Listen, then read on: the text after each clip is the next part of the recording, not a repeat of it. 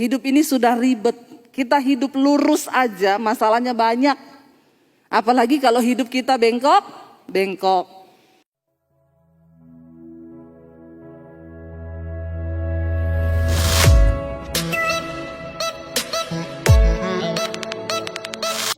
Segala pujian, hormat, kemuliaan hanya bagi Engkau Bapa Raja di atas segala raja.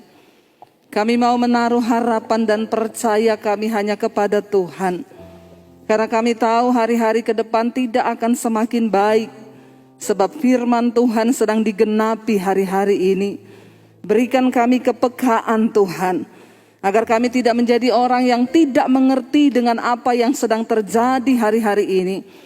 Tapi berikan kami kepekaan agar kami semakin berjaga-jaga. Kami bangunkan iman kami. Dan kami lakukan apa yang harus kami lakukan. Tuhan bawa kami di tempat di mana Engkau berada. Kami tahu Tuhan kami Tuhan yang terus bergerak. Dengan rencana dan kehendak-Mu. Jangan biarkan kami tertinggal di hari-hari ini Bapa. Kami rindu untuk menggenapi rencana Tuhan di waktu-waktu yang sisa ini. Karena itu setiap kami datang menyerahkan seluruh hidup kami Tuhan. Bahwa kami mengerti apa yang harus kami lakukan. Supaya ketika Engkau datang kembali kali yang kedua. Kami kedapatan berkenan di hadapan Tuhan. Urapi hamba-Mu yang tidak ada apa-apanya. Urapi setiap kami sore hari ini. Roh Kudus ambil alih semuanya. Roh Kudus kami membutuhkan Engkau di tengah kami. Di dalam nama Tuhan kami Yesus Kristus. Kami buka hati kami bagi firman-Mu yang percaya. Tuhan di tengah kita memberkati kita. Mari katakan bersama. Kabarnya beneran luar biasa. Yang lagi ada masalah angkat tangan. Yang tidak ada masalah angkat tangan. Yang bingung angkat kaki. Iya saudara, iya saya percaya tidak ada orang yang hidup tanpa masalah. Iya, semua orang pasti punya masalah. Cuma orang yang di kuburan yang sudah tidak ada masalah. Tapi dia akan bermasalah dengan pengadilan Tuhan. Dan biarlah selama kita hidup, kita ada di dunia yang penuh dengan masalah. Yang terpenting jangan cari-cari masalah. Hidup ini sudah ribet. Kita hidup lurus aja, masalahnya banyak. Apalagi kalau hidup kita bengkok. Para suami-suami hiduplah benar menjadi suami yang bertanggung jawab dan menjadi imam yang baik bagi keluargamu. Bawa istri dan anak-anakmu dalam takut akan Tuhan hari-hari ini. Demikian juga para ibu, kita mau menjadi pendoa, penolong di tengah rumah tangga kita. Saya yakin hari-hari ini Tuhan sedang mencari imam di tengah rumah tangga. Agar setiap keluarga itu bisa dibenarkan dan diselamatkan oleh Tuhan. Melihat semua keadaan yang terjadi hari-hari ini, saya mau tanya saudara, berapa banyak yang takut dengan keadaan hari-hari ini? Enggak ada yang takut ya? Saya takut loh. Yang takut angkat tangan. Puji Tuhan ya, begitu saya bilang saya takut langsung semua ikut. Takut juga. Tetapi ketakutan itu harus membuat kita semakin berjaga. Kita nggak tahu apa yang akan terjadi bahkan 5 menit ke depan. Kita nggak tahu apa yang akan terjadi dengan bangsa ini juga. Dengan keadaan politik yang seperti sekarang kita nggak tahu. Kita nggak tahu apa yang akan terjadi dengan dunia ini. Tapi dengan semua keadaan yang terjadi biar membuka mata rohani kita melihat. Ya, banyak orang yang datang mengeluh, Bu, kenapa begini Bu, kenapa dunia semakin sulit, kenapa saya bilang firman sedang digenapi. Sebagai anak Tuhan kita gak usah bertanya, lakukan bagianmu. Lalu apa bagian kita hari-hari ini yang harus kita lakukan? 1 Petrus pasal yang keempat ayat yang ke-7. 1 Petrus pasal 4 ayat yang ke-7 firman Tuhan berkata demikian. Baca sama-sama. Kesudahan segala sesuatu sudah dekat. Karena itu kuasailah dirimu dan jadilah tenang. Supaya kamu dapat berdoa. Kesudahan segala sesuatu sudah dekat. Karena itu kuasailah dirimu dan jadilah tenang supaya kamu dapat berdoa. Ya, bayangkan loh, supaya kamu dapat berdoa. Untuk berdoa pun ada syaratnya. Ya, siapa yang hari-hari ini sudah tidak bisa berdoa? Ada loh orang gak bisa berdoa lagi. Saya sudah penat Bu, kepala saya. Sampai doa saja sudah tidak bisa saya Bu. Ada yang mengalami hal ini hari-hari ini? Saudara, ayat ini berkata ternyata untuk kita bisa datang berdoa kepada Tuhan. Yang pertama dikatakan kita harus menyadari bahwa kesudahan segala sesuatu ini sudah dekat. Amin. Kalau bicara tentang kesudahan segala sesuatu mungkin ada yang bilang gini, mesti mau ngomong kiamat lagi. Kalau dengerin khotbahnya Bu Debbie itu mesti kiamat akhir zaman, kiamat akhir zaman. Udah khotbah kayak begitu aja masih banyak yang gak tobat. Kalau kita bicara tentang kesudahan segala sesuatu, mungkin kiamat masih lama, mungkin. Padahal kan Yesus bilang juga gak ada yang tahu. Dia datang seperti pencuri kan. Tapi kalau bicara tentang kematian, kesudahan hidup kita nih gak ada yang tahu. Tadi barusan ada temen sama-sama orang Poso, dia datang ke hotel. Ketemu saya sebentar. Bu sorry saya gak bisa lama-lama, baru dapat kabar anggota persekutuan kami meninggal. Kenapa? Covid, umur berapa? 48. Yang kepala-kepala 4 kayaknya lagi banyak di absen hari-hari ini. Saya juga kepala 4 loh. Jadi jangan ngomong tua loh kalau ngomong mati ya. 48 Bu, iya. Dan lagi tunangan baru mau menikah. Tapi ternyata Tuhan bawa dia ke pernikahan yang lain. Ya sudah itu yang terbaik.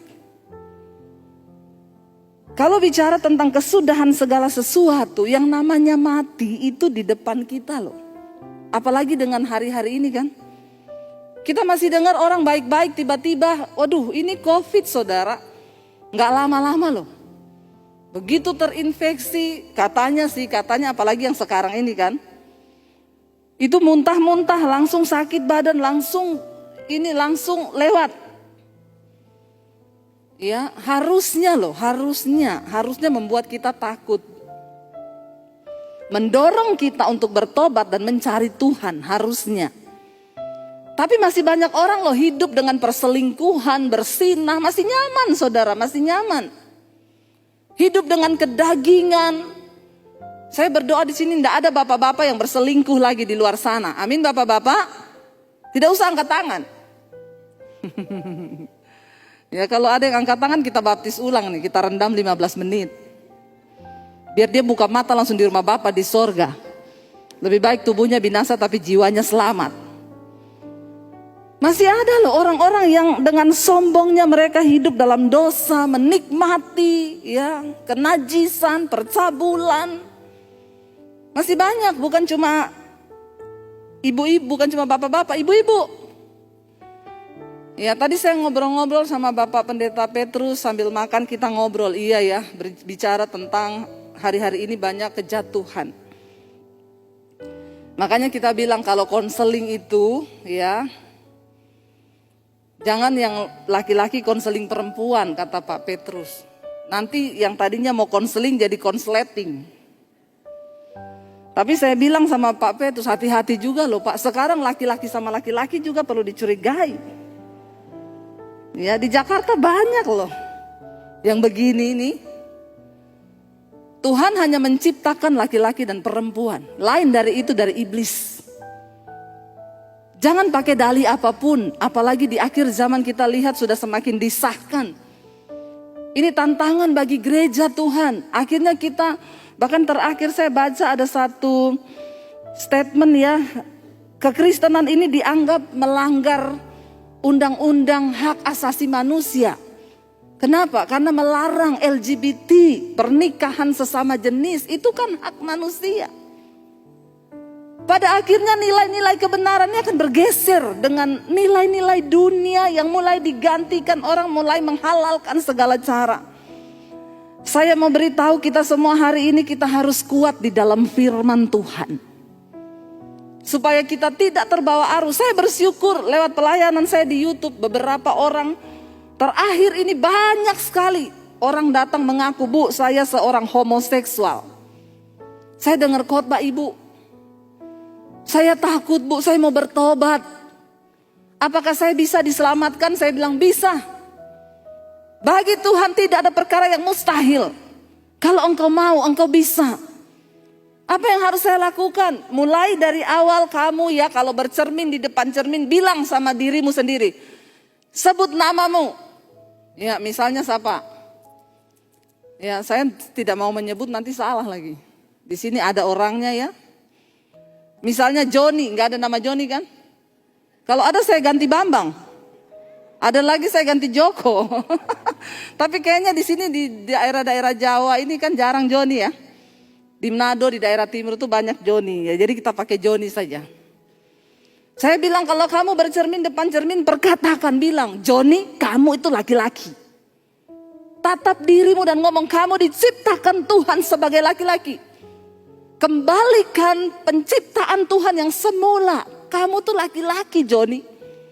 Lalu dia mulai mempraktekkan, saudara. Tiap hari dia berdiri di kaca, dia bilang, Joni, kamu tuh laki-laki. Ih, dia muntah-muntah. Diserang loh sama setan loh. Satu kali dia telepon saya pagi-pagi. Bu, saya boleh telepon Ibu sekarang? Penting, Bu, penting. Saya, iya kalau penting cepat sekarang. Dia telepon, Bu, saya memperkatakan diri saya di cermin, saya muntah, Bu, saya mual-mual, Bu. Saya bilang bukan varian baru kan? Karena sekarang ini ciri-ciri varian baru dengan antara COVID dan bokek itu beda tipis. Ya, orang COVID pusing, bokek juga 7 keliling. Ya, kalau yang COVID itu demam, yang bokek adem panas. Benar nggak saudara? Ya, kalau yang COVID nggak bisa nelen, ya, nggak bisa makan. Kalau yang bokek nggak ada yang mau dimakan. Hampir mirip kan? Ya, kalau yang COVID sesak napas, yang bokek, apa orang Jawa bilang? Ngep-ngepan.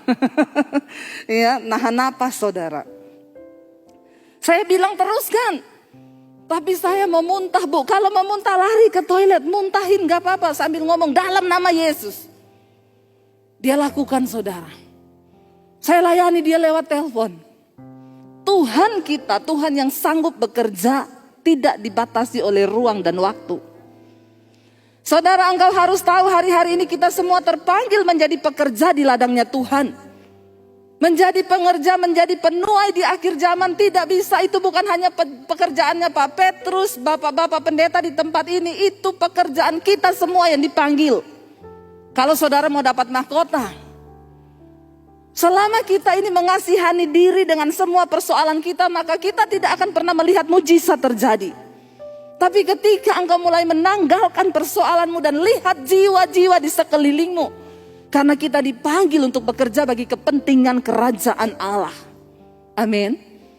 Kita ini enak, saudara. Saya bilang Tuhan, yang kemarin kita kena COVID, Tuhan, kalau Tuhan panggil saya mati itu untung, berarti tugas saya sudah selesai.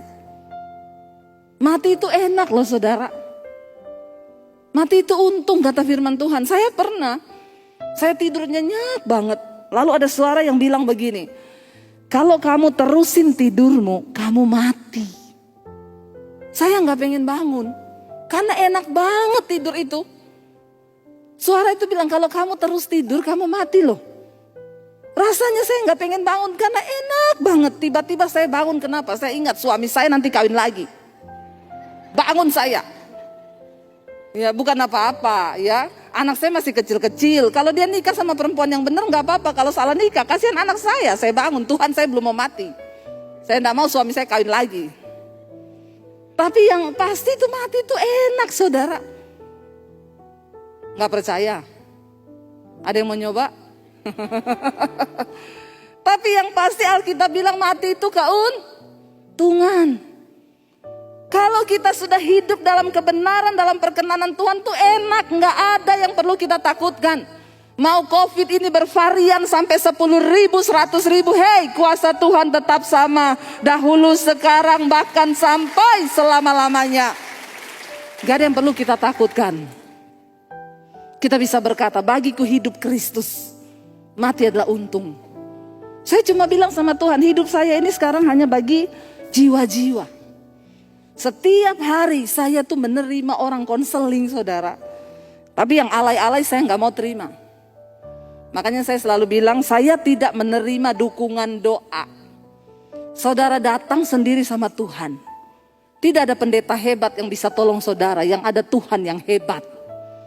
Dan ketika engkau mengalami perjumpaan pribadi dengan Tuhan, baru engkau akan bisa berkata, wow, Tuhan tuh dahsyat. Tuhan tuh ajaib. Begitu banyak kesaksian yang masuk hari-hari ini, Bu. Saya ini ada masalah, saya sakit, Bu. Tadinya pengen telepon Bu Debbie, tapi saya ingat Ibu bilang, jangan minta-minta dukungan doa. Doa sendiri. Lalu saya mulai berdoa, Bu. Saya mengalami Tuhan, Bu. Saya sekarang disembuhkan Tuhan. Siapa yang tolong? Tuhan kan? Bukan saya. Tapi imanmu bersama dengan Tuhan. Saudara, Alkitab berkata kesudahan segala sesuatu sudah dekat. Ini sudah dekat. Kalau bicara kiamat masih lama, oke. Tapi bicara tentang kematian, hari-hari ini gak ada yang tahu. Mari kita persiapkan hidup kita. Karena itu bagaimana saudara untuk kita bisa mempersiapkan hidup di waktu-waktu yang sudah dekat ini. Karena itu dikatakan kuasailah dirimu. Seorang pemenang yang luar biasa itu adalah bukan orang yang berhasil mengalahkan orang lain. Tapi seorang yang dikatakan pemenang yang luar biasa itu orang yang bisa menaklukkan dirinya sendiri. Siapa yang harus kita kuasai? Alkitab berkata kuasai dirimu. Gak ada satu orang pun yang bisa mengubah engkau selain dirimu sendiri bersama dengan Tuhan.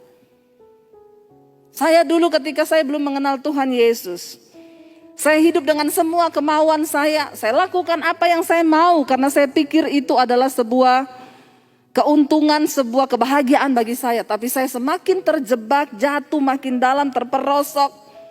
Pada akhirnya saya mau bunuh diri. Hidup saya hancur. Setan datang tuduh, hidupmu sudah hancur, mati aja, bunuh diri aja. Tapi saat itu Tuhan datang dan Dia mengasihi saya. Alkitab berkata, karena begitu besar kasih Kristus akan dunia ini, Dia selamatkan kita bukan karena perbuatan baik saudara dan saya. Tuhan datang kepada saya tahun 95. Ya, waktu itu teman-teman saya bilang gak usah bete, nikmati aja dunia. Hidup ini kan singkat, nikmati dunia. Alkitab berkata yang ada dalam dunia ini hanya 3 hal, keinginan daging, keinginan mata, dan keangkuhan hidup. Dan itu bukan berasal dari Bapa tapi dari setan. Apa yang ada di dunia ini cuma 3, keinginan daging, keinginan mata, keangkuhan hidup, kesombongan. Cuma 3 ini yang ada di dunia kata firman Tuhan. Dan semua yang ada di dunia ini bukan berasal dari Bapa tapi berasal dari iblis. 3 hal ini. Barang siapa hidup mengikuti dunia ini dia akan binasa. Saya dulu mengikuti dunia, keinginan daging. Apa itu keinginan daging? Percabulan, kenajisan, hawa nafsu, nafsu jahat, iri hati, kebencian. Itu semua ada di dalam diri kita. Semua kita punya daging. Tapi Tuhan berkata, Alkitab berkata, matikanlah. Kuasailah dirimu dari segala keinginan dagingmu. Hari ini, kalau masih ada di antara saudara yang masih hidup dalam percabulan, kenajisan, bertobat, tinggalkan. Tinggalkan saudara. Jangan ada alasan apapun. Soalnya istri saya itu cerewetnya minta ampun. Selingkuhan saya manis. Pendiam, saya bilang itu masih masa promosi. Masih iklan. Kalau sudah selesai masa promosinya, lebih cerewet dari istrimu. Ya, saudara, demikian juga ibu-ibu. Sekarang ini luar biasa saudara. Ada ibu-ibu di Jakarta konseling sama saya. Bu, saya selingkuh. Suami ibu tahu? Enggak. Udah berapa lama? 7 tahun. Pinter banget ibu menyembunyikan dosa itu 7 tahun suami gak tahu. Kok bisa bu? Iya bu, soalnya selingkuhan saya namanya Ani. Saudara mengerti? Mereka menjadi pasangan lesbi. Ini ngeri akhir zaman ini. Dunia itu benar-benar sudah, aduh ya, iblis dengan permainan yang begitu rupa. Kenapa ibu bisa lakukan itu? Sekarang itu lihat yang lesbi itu bukan yang rambut-rambut pendek kayak saya loh. Ya, kalau dulu kan orang lesbi rambutnya pendek, gagah perkasa, mirip-mirip saya begini. Saya ini wanita tulen loh. Ya, saya sampai pernah ada bapak-bapak itu WA ke saya, Bu, dulu saya suka nonton khotbah ibu. Sekarang tidak lagi. Kenapa? Dimarahin istri saya. Kenapa? Kata istri saya, kamu jangan nonton Debbie Bachir itu, dia tuh transgender. Oh haleluya. Saya dituduh transgender. Saya bilang, siapa yang ngomong itu Pak? Saya melahirkan anak loh Pak. Kalau transgender tuh gak bisa melahirkan loh. Bapak ini dapat isu dari mana saya transgender? Jangan dikembangkan, saya tuntut loh Bapak di pengadilan loh. Saya asli perempuan loh Pak. Dia ternyata saudara, dia bilang saya pernah lihat di YouTube. Jadi suami saya itu bikin YouTube. Saya pernah wawancara seorang transgender. Suami saya bikin judul begini, kesaksian Debbie Bachir, transgender bertobat. Ya dia enggak salah saudara, yang salah suami saya itu. Tidak ada komanya, tulisannya Debbie Bachir transgender bertobat. Jadi dia cuma lihat judul, dia tidak melihat isinya. Istrinya bilang, nih baca nih judulnya, jangan dilihat. Oh haleluya. Ya, jadi kalau saudara mendengar di luar ada desas-desus saya transgender, ya tolong diklarifikasi, saya ini wanita tulen. Ya saya melahirkan anak. Saudara, saya ketemu beberapa orang konseling yang lesbi. Itu bukan rambut-rambut pendek loh. Rambutnya panjang, benar-benar wanita. Tapi jadi pasangan lesbi. Coba dunia sedang terjadi apa hari-hari ini? Kita harus tahu bahwa ada penghukuman, ada penghakiman yang akan Tuhan lakukan ketika orang hidup.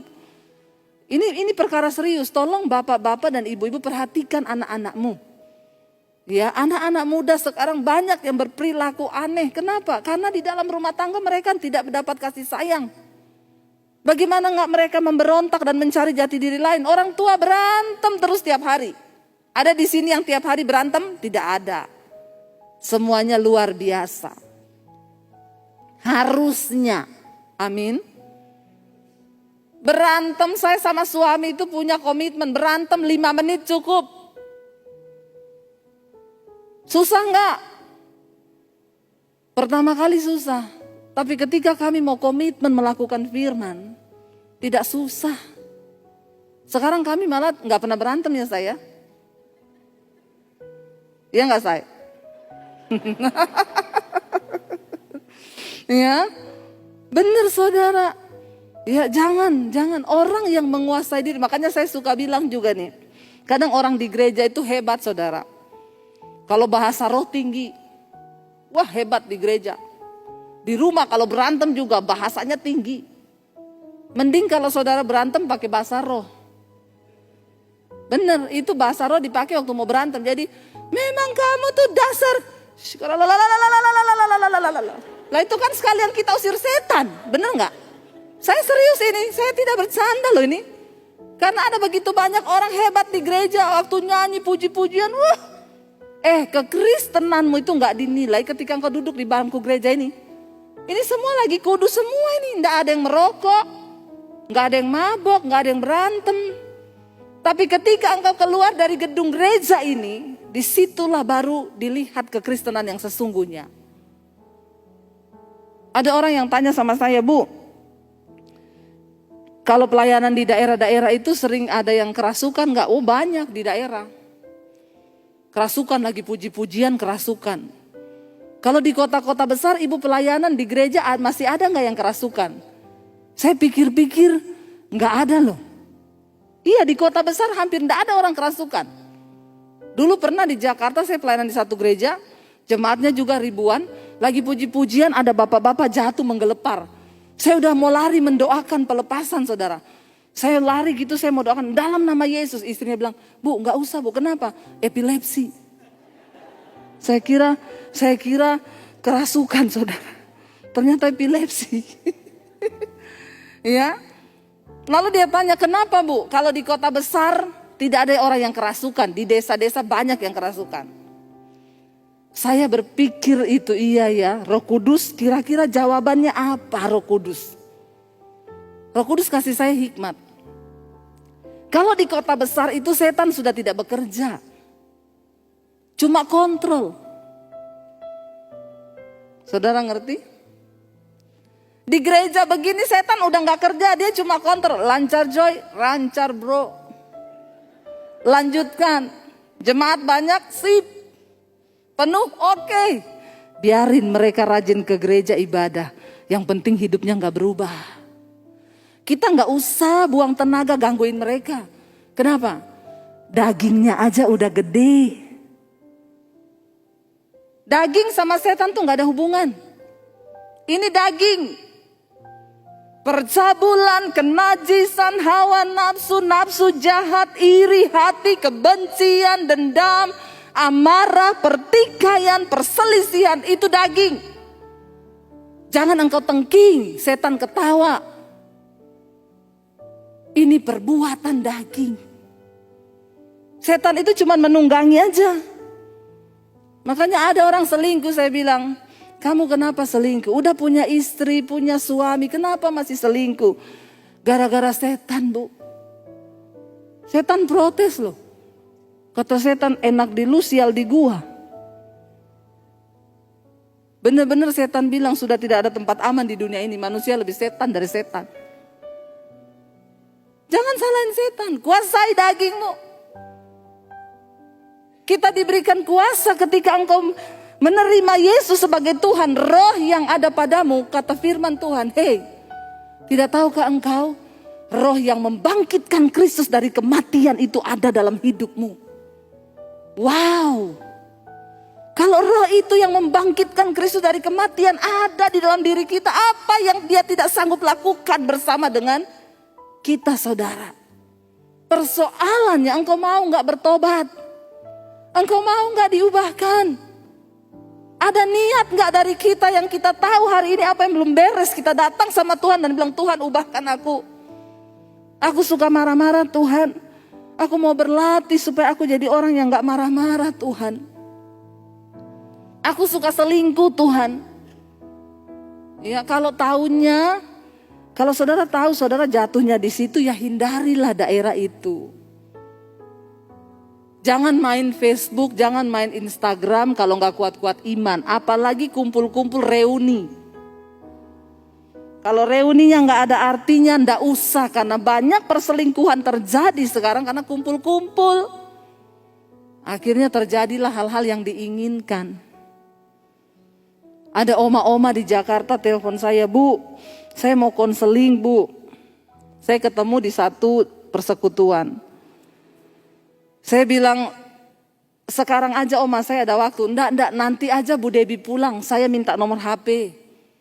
Saya bilang, saya ada waktu Bu, oma 5 menit cukup, oma ngomong aja sekarang. Enggak, saya enggak tega Bu. Orang konseling kok enggak tega, kenapa ya?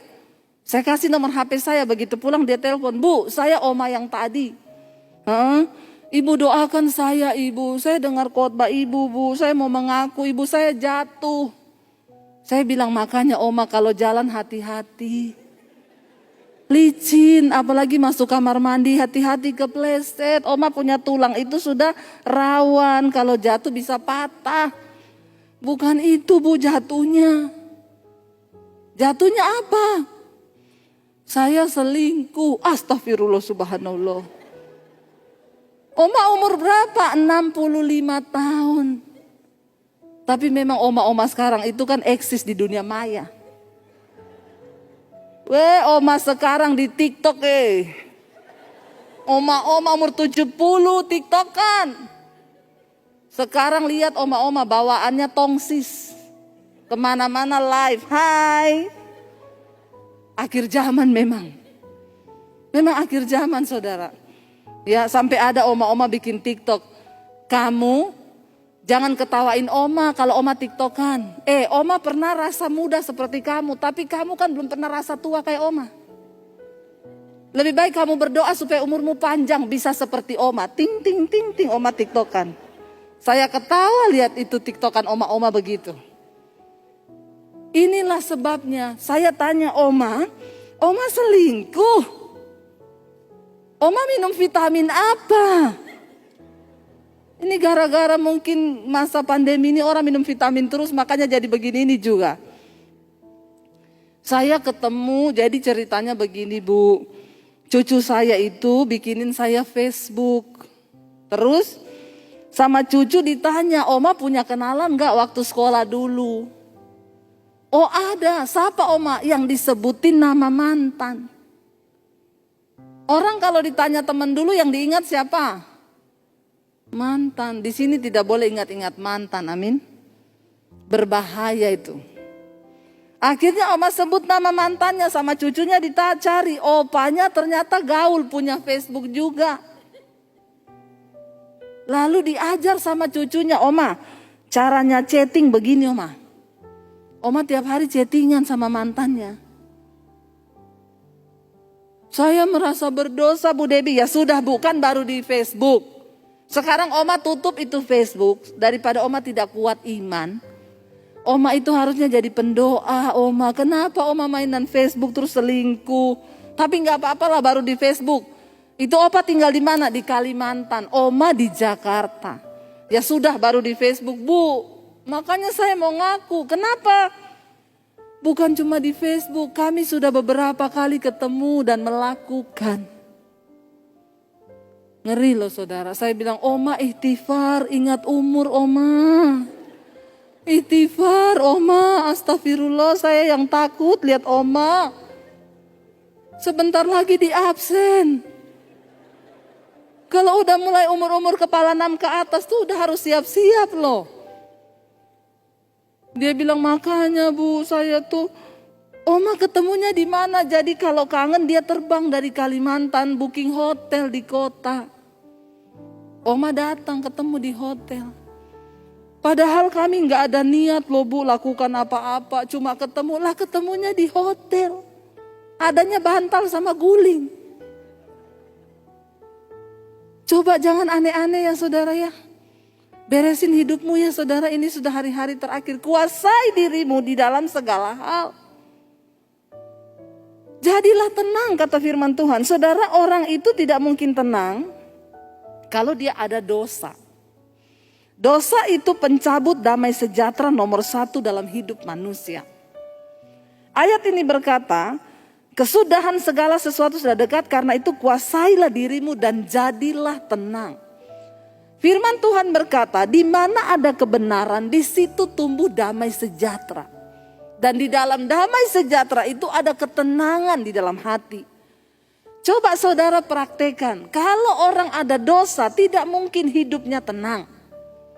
Dosa apapun, percabulan, perselingkuhan, kepahitan, yang pahit-pahit hati, saya mau bilang bertobat, lepaskan pengampunan. Bukan zamannya lagi kita pahit. Kita harus beres dengan diri kita sendiri. Supaya kita bisa menjadi penuai di akhir zaman. Bagaimana Tuhan bisa pakai engkau kalau engkau belum beres dengan dirimu? Bereskan diri kita. Yang ada kepahitan dengan orang tua, dengan ipar, dengan kakak, dengan adik, beresin. Cukup. Jangan jadi orang Kristen-Kristenan. Tuhan panggil kita untuk hidup kita ini diubahkan, amin. Tinggalkan yang pahit-pahit. Orang itu kalau hidup pahit saudara, ya, semua jadi pahit. Tidak akan dia bisa melihat sesuatu yang manis. Karena memang dari akarnya sudah pahit. Bikin muka jadi tua. Biar saudara mau perawatan pakai skincare mahal. Kalau hatimu penuh kepahitan dan iri, dengki, kebencian, tidak ada guna. Ya, saya sering bersaksikan, saya sering pakai contoh. Satu kali saya doakan orang, suruh datang ke rumahnya. Saya datang ke rumah ibu ini. Waktu saya datang yang ketemu kakaknya. Dia bilang, saya tanya, ini rumahnya ibu ini? Ibu-ibu juga saudara. Dia bilang, iya betul. Ada perlu apa? Saya mau datang diminta berdoa buat ibu itu. Dia bilang, situ siapa? Saya bilang, sini pendeta. Kan dia tanya situ siapa? Saya bilang, sini pendeta. Masuk, duduk. Saya duduk saudara. Saya bilang, ibunya mana ya? Lagi mandi. Terus dia duduk nemenin saya. Jadi situ pendeta? Iya. Berarti situ punya kuasa dong. Maksudnya? Ya berarti kan situ bisa baca saya. Maksudnya gimana ya? Ya baca saya. Dalam hati saya kalau ada tulisannya saya baca. Lah gak ada tulisan suruh baca apa? Tapi memang orang itu kalau pahit hati agak begini saudara. Bener loh, engkau terus-terusin jadi gila loh. Saya bilang maksudnya apa ya Bu? Ya kan situ pendeta bisa baca saya dong. Maksudnya saya nebak hidup ibu. Iya, gampang banget kan. Saya ingat firman Tuhan bilang.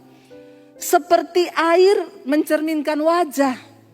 Demikianlah hati orang itu mencerminkan mukanya kan. Ya orang model kayak begini kan gak mungkin hatinya tuh manis. Karena segala sesuatu itu meluap dari hati. Kalau hatinya busuk yang keluar busuk. Kalau hatinya pahit yang keluar pahit. Dia bilang, coba situ baca saya. Saya bilang maaf ya Bu. Karena ibu yang minta ya. Tapi saya agak menjauh saudara. Karena ini orang gila begini ini saudara ya. Sakit jiwa ini. Saya bilang karena ibu minta ya saya bilang ya Bu. Kayaknya ibu banyak kepahitan ya di hati ya. Ibu banyak disakiti dan dikecewakan oleh orang. Sambil saya berjaga-jaga. Dua saja. Kalau dia dijamah Roh Kudus dia nangis. Tapi kalau tidak dia lempar pot bunga di kepala saya. Jadi kita hamba Tuhan itu juga harus berhikmat. Saya sambil menjauh sedikit saya bilang ibu kayaknya banyak kepahitan ya. Banyak gini ya. Tiba-tiba dia nunduk saudara. Tiba-tiba dia mulai menangis. Dalam hati saya yes. Roh Kudus bekerja. Dia bilang, iya Bu, yang sakiti saya bukan orang jauh Bu, keluarga sendiri. Dalam hati saya, memang orang yang menyakiti itu pasti orang yang punya hubungan dekat. Saya belum pernah layani orang kepahitan, saya bilang, ibu kepahitan sama siapa? Sama sopir angkot Bu, enggak ada. Atau sama tukang beca, belum pernah. Kepahitan sama suami, sama kakak, sama adik karena hubungannya dekat. Akhirnya dia nangis, saya rangkul saudara. Saya bilang, Bu, Tuhan mengasihi ibu. Wah makin jadi. Makin nangis. Malah dia jadi pasien pertama saya. Ternyata tuayan itu menguning. Dimanapun saudara bisa temukan tuayan loh. Apalagi hari-hari ini. Yesus bilang perhatikan sekelilingmu. Kalau kita sendiri belum beres dengan diri kita, bagaimana kita bisa jadi berkat buat orang lain? Akhirnya saya peluk dia nangis saudara. Saya berdoa, Tuhan jamah Bapak, biar kasih-Mu memenuhi kehidupannya. Dia nangis saudara, dia nangis. Setelah nangis dia diem. Saya bilang, Bu gimana hatinya? Dia pelong saudara, dia tanya, Bu ibu namanya siapa? Udah beda. Tadi kan situ siapa? Dia tanya ibu namanya siapa? Saya balas situ. Lah kok roh pahitnya pindah ke saya ya? Saya bilang nama saya Debbie Bu. Oh terima kasih ya Bu ya. Ternyata dia itu sudah enggak pernah nangis. Orang tuh kalau pahit enggak bisa nangis. Saudara-saudara tidak menangis 1 bulan. Hati-hati loh, jiwamu tuh tertekan. Tuhan menciptakan kita dengan air mata itu supaya kita bisa menangis. Tapi banyak orang saking pahitnya, dia udah gak bisa nangis. Coba saudara ingat kapan terakhir kali engkau menangis? Kalau engkau sudah tidak menangis, menangislah. Pulang nanti nangis. Di mana? Di hadirat Tuhan. Nangis di mana? Ikut mesbah doa di Debbie Basjir TV. Tolong like dan subscribe. Ya, benar saudara. Kita diberi Tuhan emosi, kita nangis. Ternyata dia sudah lama tidak nangis, makanya tertekan. Begitu sudah selesai nanya nama saya, oh Ibu Debbie terima kasih ya Ibu. Ibu mau minum apa? Saya jawab, boleh nih kopi. Tapi kalau dia tanya saudara, minum apa? Jangan jawab kopi, keluar kopi pakai sianida. Maka matilah kau. Kenapa ada orang bikin kopi dikasih sianida? Karena ada hati yang terluka. Semua pembunuhan, semua sesuatu yang keras itu keluar dari hati yang terluka. Saudara lihat bangsa kita. Di atas bangsa ini ada begitu banyak orang yang terluka. Ini tugas apa? Tugas saudara dan saya. Tapi kita tidak akan pernah bisa menjadi penuai kalau kita belum beres dengan diri kita. Karena itu ayat ini berkata, kuasailah dirimu dan jadilah tenang. Jadi kalau kita baca ayat ini, jadilah tenang. Siapa yang bisa menenangkan diri kita? Kita sendiri. Enggak ada orang lain. Jadilah tenang. Waktu engkau takut, perkatakan kepada dirimu, jadilah tenang. Ketika Daud ada dalam pelarian, dia pergi ke Gua Adulam.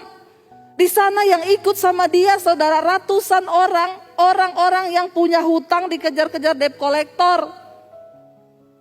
Orang-orang yang lagi punya masalah rumah tangga, orang-orang yang lagi dalam kesukaran yang besar ikut sama Daud. Padahal Daud sendiri juga lagi dalam masalah besar, melarikan diri. Ketika keluarganya tahu Daud ada di gua itu, papa mamanya nyusul lagi datang sama Daud. Daud harus ngurusi dulu. Papa mama, kamu gak bisa ikut-ikut aku dalam pelarian gini, dititipilah papa mamanya dulu. Kalau Daud tidak berhasil menjadi orang yang menguasai dirinya, karena itu dia menulis di Mazmur, aku percaya Tuhanlah penolongku. Ini sebuah statement yang keluar dari orang yang sedang berusaha menguatkan dirinya sendiri.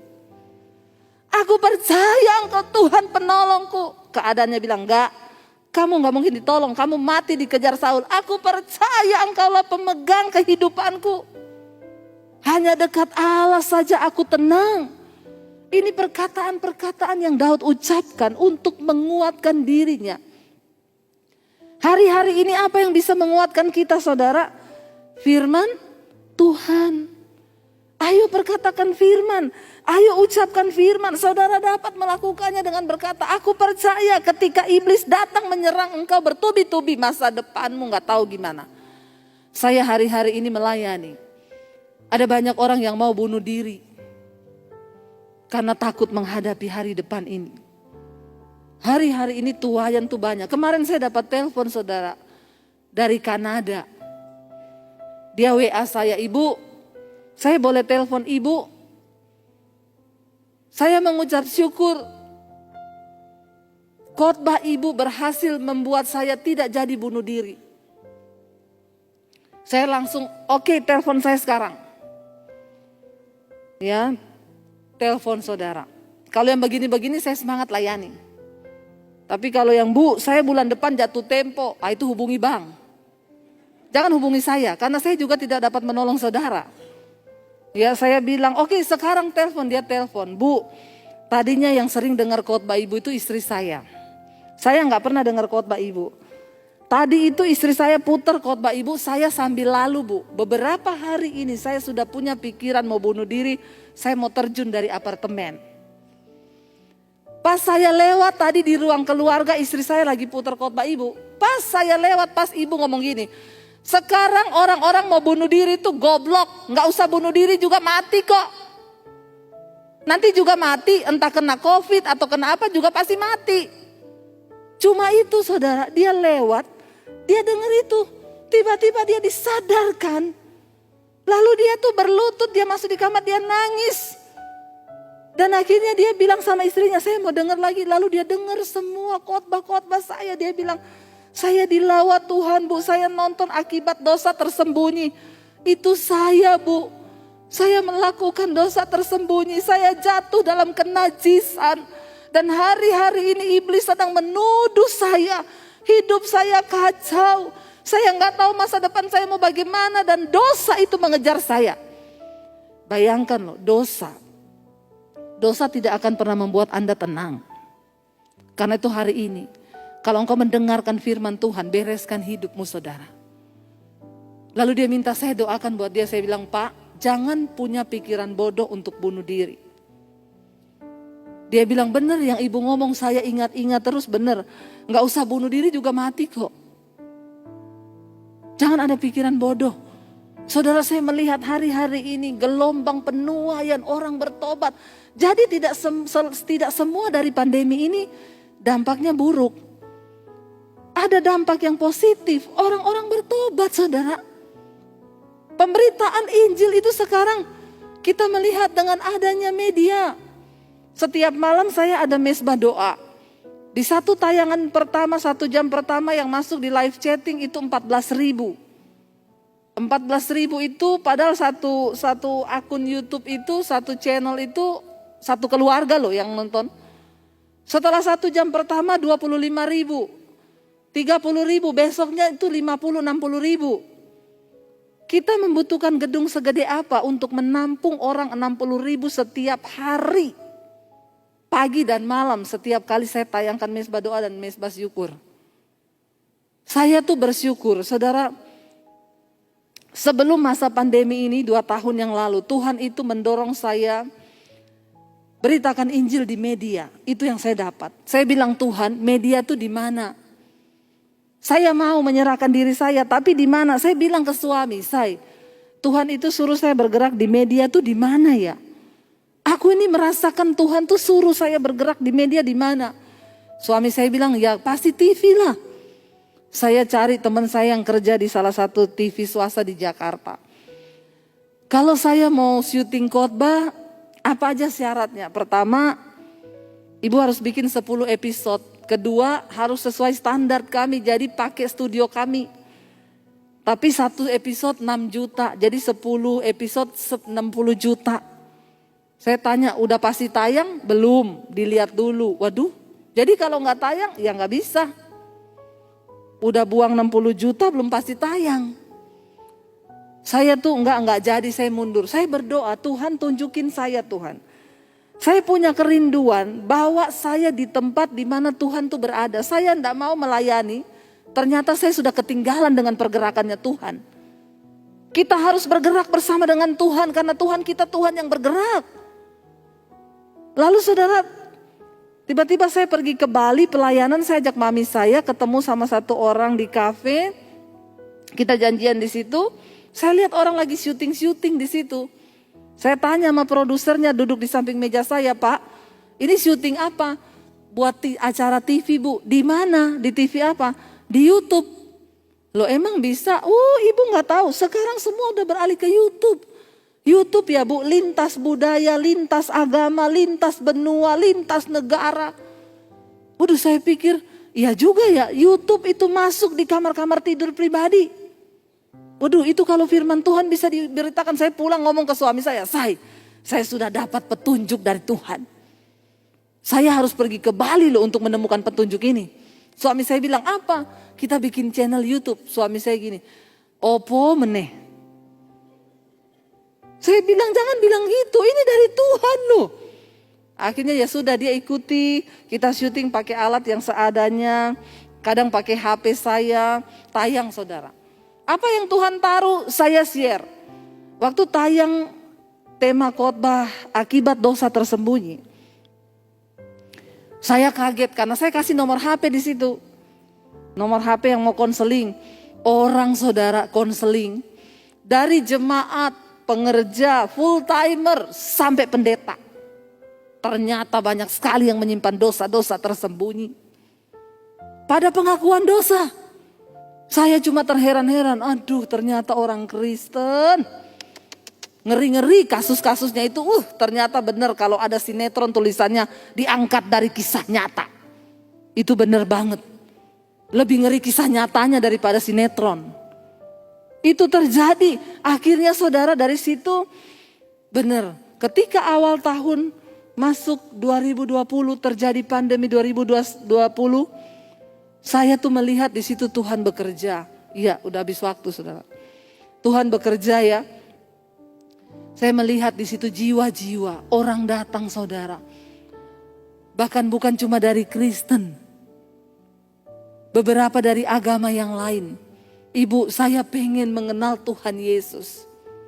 Ketemu sama saya di Jakarta. Di mana Ibu? Di mana yang paling dekat mall mana? Saya datang sekarang. Pokoknya kalau untuk jiwa semangat saya, baptis saudara, terima Tuhan Yesus sebagai Tuhan dan Juru Selamat.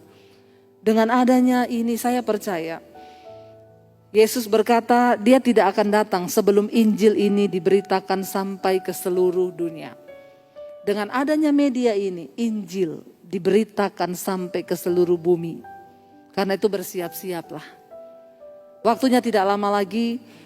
Apa yang harus kita lakukan? Persiapkan hidup kita kudus di hadapan Tuhan. Saya undang para imam musik. Mari kita bangkit berdiri. Kita mau berkata, Tuhan, kami percaya Bapa. Tidak banyak waktu lagi bagi kami untuk bermain-main dengan hidup ini. Kami harus menyerahkan seluruh hidup kami ke dalam tangan Tuhan. Kami mau bertobat hidup di dalam kekudusan. Biar Engkau menyucikan gereja-Mu Bapa. Biar Engkau menguduskan kami gereja-Mu, anak-anak-Mu Tuhan. Lihat kalau ada yang belum beres dalam hidup kami. Engkau Tuhan yang turut bekerja. Hamba berdoa Tuhan. Biarlah setiap kami hari-hari ini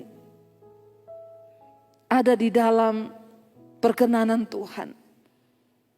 Biar setiap kami hari-hari ini dibawa masuk di dalam perkenanan-Mu Bapa. Tidak ada yang lain yang kami minta. Mari bawa keluarga-Mu saudara. Mari bawa suami, istri, anak-anak-Mu. Mari bawa rumah tangga-Mu di hadapan Tuhan. Katakan Tuhan sebagai suami, jadikan kami suami yang takut akan Engkau. Sebagai istri, jadikan kami istri yang menjadi penolong dalam rumah tangga kami. Kami bawa hidup kami Tuhan. Kami bawa hidup kami Bapa. Ini hidup kami Tuhan. Pegang tangan kami.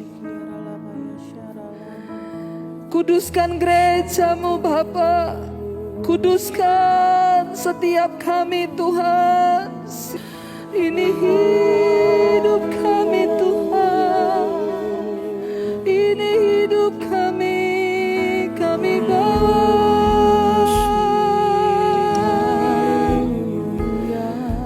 Kami persembahkan. Mari bawa hidup-Mu pada Tuhan. Mari akui setiap kelemahan-Mu. Katakan, aku mau berubah Tuhan. Kami mau berubah Tuhan. Kami mau diubahkan Tuhan. Ubahkan kami sesuai dengan firman-Mu. Ubahkan rumah tangga kami Bapa. Bawa anak-anak kami untuk sungguh-sungguh hidup dalam perkenanan-Mu.